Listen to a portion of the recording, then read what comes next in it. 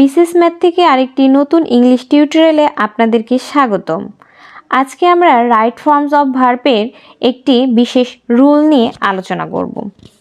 এটি আমরা জব পরীক্ষাগুলোতে, অ্যাডমিশন টেস্টে, এছাড়াও বিভিন্ন পরীক্ষাগুলোতে দেখে থাকি এবং এটি আমাদের মধ্যে প্রায় কনফিউশন সৃষ্টি করে।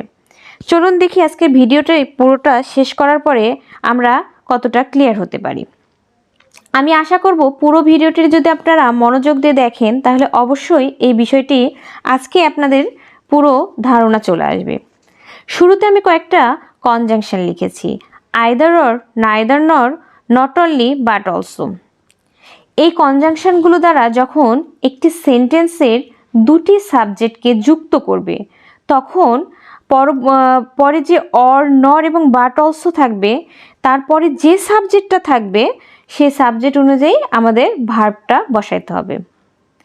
আরেকটু ক্লিয়ার করি, যখন এই কনজাংশনগুলো দ্বারা একটি সেন্টেন্সের দুইটি সাবজেক্ট যুক্ত করবে তখন পরের সাবজেক্ট অনুযায়ী যে সাবজেক্টটি পরে থাকবে, মানে ভার্বের কাছাকাছি যে সাবজেক্টটি থাকবে সেই সাবজেক্ট অনুযায়ী ভার্বটি বসবে। যেমন আমরা কয়েকটি উদাহরণ দেখি। Either Liza or her friends dash guilty. এখানে আমাদের বসাইতে হবে হার ফ্রেন্ড অনুযায়ী। এখানে কারণ আমরা শুরুতেই বলেছি যখন আইদার অর, নাইদার নর, নট অনলি বাট অলসো এই কনজাংশনগুলো থাকবে তখন আমাদের ভার্বটি হবে পরের সাবজেক্ট দ্বারা। তাহলে এখানে ভার্বটি লিজাকে অনুসরণ না করে হার ফ্রেন্ডসকে অনুসরণ করবে। সেক্ষেত্রে এখানে ভার্বটি হয়ে যাবে আর। এখানে যখন বি ভার্ব উল্লেখ থাকবে তখন এই ভার্বটি হয়ে যাবে আর। নেক্সট আমরা সেন্টেন্সটি দেখি, নাইদার রহিম নর হিজ ব্রাদার ড্যাশ কাম। তাহলে এই ক্ষেত্রেও আমাদের ভার্বটি হয়ে যাবে হিজ ব্রাদার অনুযায়ী। এখানে আমাদের ভার্বটি হয়ে যাবে হ্যাভ। এখানে হ্যাজ হলো না, কারণ ব্রাদার্সটা এখানে প্লুরাল ফর্ম, সেজন্য এখানে আমাদের হ্যাভ হয়ে যাবে।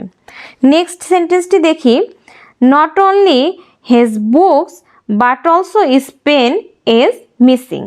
এখানেও সিমিলারলি যেহেতু নট অনলি বাট অলসো দ্বারা দুইটি সাবজেক্ট বুকস এবং হিজ পেন যুক্ত করা আছে, তার জন্য এখানে হিজ পেন অনুযায়ী ভার্বটি বসবে।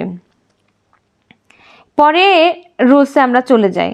পরে আমরা দেখছি যখন দুইটি subject as well as, with, together with, along with, accompany with, in addition to, excluding, including দ্বারা যুক্ত থাকবে তখন প্রথম সাবজেক্ট অনুযায়ী ভার্বটা বসবে।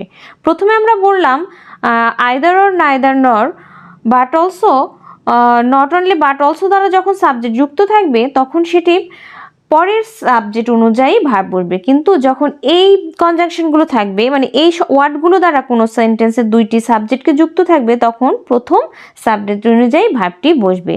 তাহলে চলুন আমরা উদাহরণ দেখে নিই। The man with his son is honest. এখানে আমাদের সাবজেক্টটি যেহেতু প্রথমেরটা, তাই এখানে দ্য ম্যান এখানে সাবজেক্ট হওয়ার জন্য এখানে ভার্বটাও সিঙ্গুলার হয়ে গেছে। নেক্সট উদাহরণ আমরা দেখি, she with his friends intends to visit us. She together with his friends intends to visit us. যেহেতু এখানে টুগেদার উইথ আছে সেই কারণে আমাদের সাবজেক্টটি হয়ে যাচ্ছে শি, এবং শি থার্ড পারসন সিঙ্গুলার সেহেতু ভার্বের সাথে এস যোগ হয়েছে। তাহলে এখানে আমাদের লক্ষণীয় বিষয় সাবজেক্টটি যে পার্সন হবে সেই পার্সনটি খেয়াল রাখতে হবে এবং সাবজেক্টের নাম্বার খেয়াল রাখতে হবে। সাবজেক্টটি যদি থার্ড পারসন সিঙ্গুলার নাম্বার হয় এবং প্রেজেন্ট টেন্স হয় সেক্ষেত্রে এস বা ইএস যোগ হবে।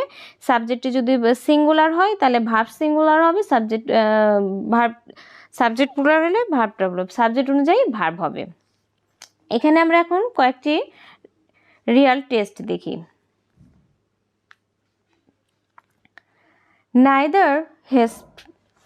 Neither he or his friends dash presents. তাহলে আমরা রুলসে কি দেখেছিলাম? রুলসে এখানে দেখেছিলাম নাইদার যেহেতু আছে সেহেতু এখানে আমাদের দ্বিতীয় সাবজেক্টটি ধরতে হবে। যেহেতু এখানে হিজ ব্রাদার্স আছে, হিজ ব্রাদার্সটা প্লুরাল নাম্বার, তাই এখানে সাবজেক্ট প্লুরাল ধরতে হবে। তাহলে এখানে ভার্বটি হবে ওয়্যার। ওয়্যার। আমরা নেক্সট দেখি, Tania as well as his friends dash participating in the party। এক্ষেত্রে আমরা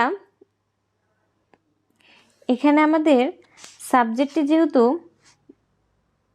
তানিয়া, সেহেতু এখানে আমাদের ভার্বটি হয়ে যাচ্ছে ইজ। নেক্সট আরেকটি উদাহরণ দেখি, either you or I dash wrong. তাহলে এখানে যেহেতু আইদার আছে, সেহেতু আমাদের সাবজেক্টটি হবে দ্বিতীয় সাবজেক্টটি। তাই এখানে যেহেতু আই আছে, আয়ের জন্য এখানে অ্যাম হবে। আশা করব সবাই ক্লিয়ার হতে পেরেছেন বিষয়টি। ধন্যবাদ। আমাদের ক্লাস যদি আপনাদের ভালো লাগে এবং নতুন নতুন আরও ভিডিও পেতে চাইলে আমাদের চ্যানেলের সঙ্গে থাকুন এবং আমাদের চ্যানেলটি সাবস্ক্রাইব করুন, লাইক শেয়ার দিয়ে আমাদের পাশে থাকুন। ধন্যবাদ।